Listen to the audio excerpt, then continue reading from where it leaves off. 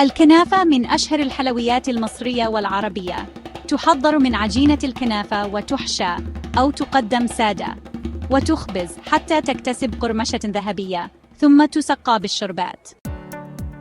المكونات لتحضير الكنافة: نصف كيلو كنافة مفرومة ناعماً أو مفركة باليد، كوب سمنة أو زبدة مذابة للحشو اختياري، مكسرات مجروشة، جوز، فستق، لوز، طول سكر سكرفة أو قشطة أو كريمة أو جبن عكاوي أو كريمي محلي أو بدون ملح. لتحضير الشربات: كوبان سكر، كوب ماء عصير، نصف ليمونة، فانيليا أو ماء زهر اختياري.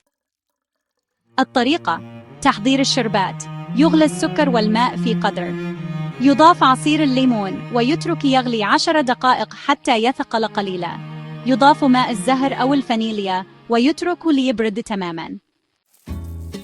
طريقة التحضير: تحضير الكنافة: تفرك الكنافة بالسمن جيدا حتى تتغلف تماما، تقسم نصفين، نصف للقاعدة ونصف للوجه.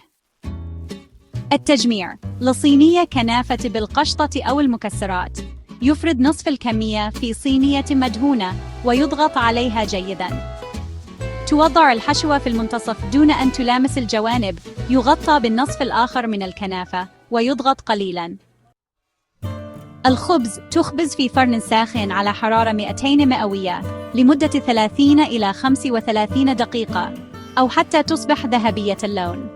تقلب على صينية أكبر إن أمكن، ثم تعاد للفرن 5 دقائق إضافية لتحمير الوجه السفلي.